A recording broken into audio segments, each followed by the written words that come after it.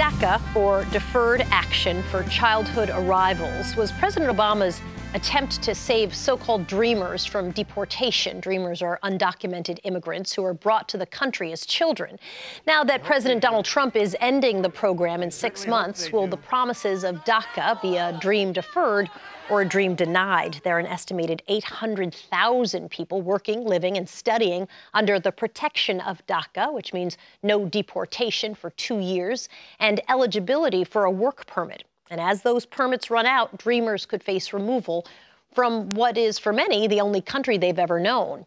Representative Ruben Kihuen, who came to the United States with his undocumented parents at age 8, is a first-term member of Congress. He represents the 8th District of Nevada. He's also a member of the Congressional Hispanic Caucus, which is facing the daunting challenge of unifying Republicans and Democrats around legislation to try to save the Dreamers with this 6-month deadline. It's nice to have you, and to see you again. Thank you. So is this deadline an impossibility to bring some kind of an agreement when we're talking about immigration reform that people have done, attempted unsuccessfully for 16 years? Well, first of all, thank you so much for having me here.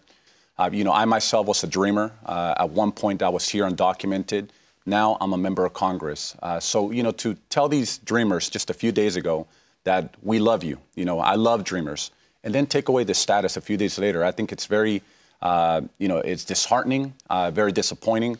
But nevertheless, now it's in the hands of Congress. We have to come up with a solution to make sure that these 800,000 young Americans, including 13,000 Nevadans, have an opportunity at the American dream, a permanent solution.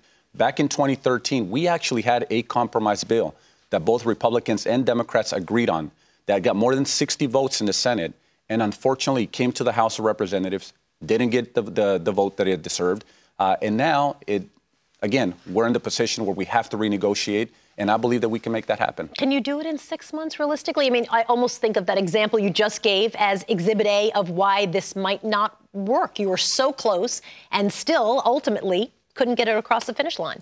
I believe right now the sense of urgency is to help these 800,000 young Americans, the dreamers.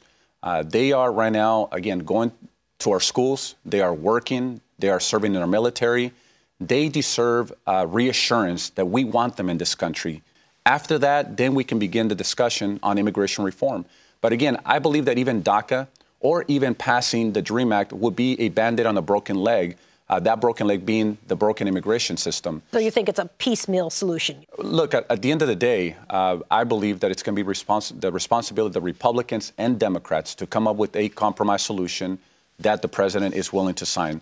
The president has said, send me a bill and I'll sign it. That is part of the reason, according to him, why he decided to rescind the DACA program, because he wants a permanent solution. Do you think that's true, that he decided to rescind DACA because he was really hoping for a permanent solution for immigration? Absolutely not. I believe that Donald Trump rescinded the DACA program because he continues to pander to his shrinking base.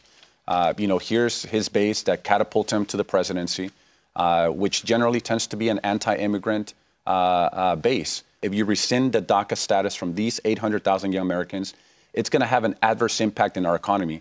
$650 billion loss in the next 10 years by removing these young Americans. So, they're not taking anyone's jobs. If anything, some of them are entrepreneurs. They're creating jobs. It's one thing messing with the parents, another thing messing with their kids. These kids are as American as anyone who was born here. So what happens if you don't get reform? If in 6 months you can't pull together something that protects dreamers? Well, again, I believe that there's going to be some consequences paid in the next election. The American people expect us to come up with solutions. And this particular issue, though, with the dreamers, we're seeing that even Republicans are in support of giving them some sort of legalization. What are you willing to give up? I mean, it's obviously going to be a negotiation. So are you willing to fund a border wall for the dreamer security? Look, I've always said that border protection should be a priority. When we talk about immigration reform as a whole, when we talk about, the reform of 2013, it included border protection, more funding for border agents, for technology in the border. Border wall? Funding the wall. Correct. So at this moment right now, we are going to begin those discussions. I'm willing to keep an open ear, an open mind, and Democrats and Republicans need to come to the table and negotiate.